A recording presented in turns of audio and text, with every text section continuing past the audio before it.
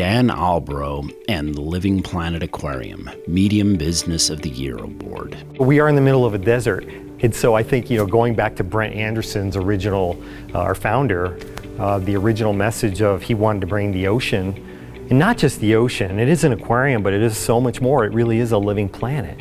And he wanted to bring that to the desert, to the folks of Salt Lake City and Utah.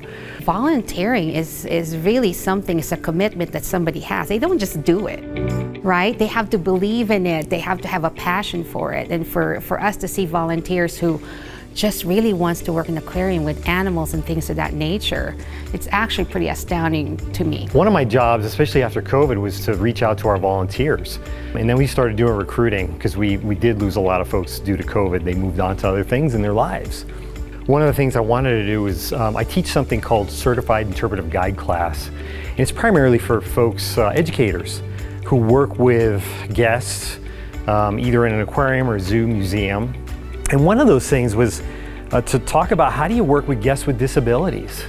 I actually give him a lot of space to really perform his job as a volunteer manager, because volunteers essentially impacts the organization the same as its employees do, but they're not quite employees, but we're making sure and making efforts that they're treated just like employees. For example, they're invited to our town hall meetings, and that's a quarterly thing. And I met Leah. I actually saw Leah and her crew do that program.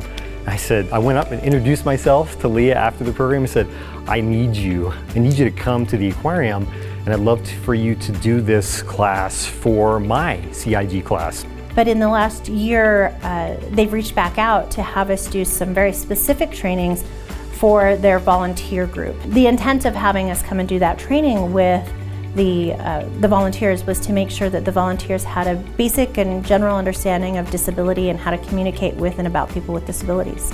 So I think it's gotten folks to stop and think about, let's retreat a little bit, let's back up and see how can we develop programming that's really going to touch as many learning styles and needs as we possibly can.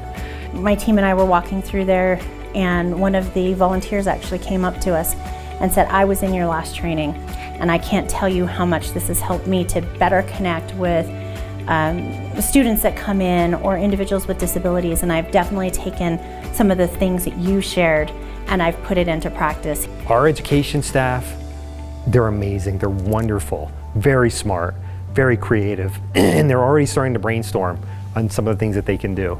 And again, just looking beyond just limitations, everybody can bring something to the table and just keep an open mind.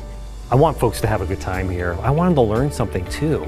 I love the planet, I love the ocean, and it's because of the animals and the organisms that are on this planet.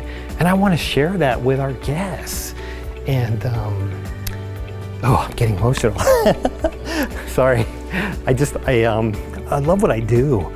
A lot. I want to extend my sincere congratulations to the Living Planet Aquarium for all of their work in making sure that disability is included in their diversity, equity, and inclusion model.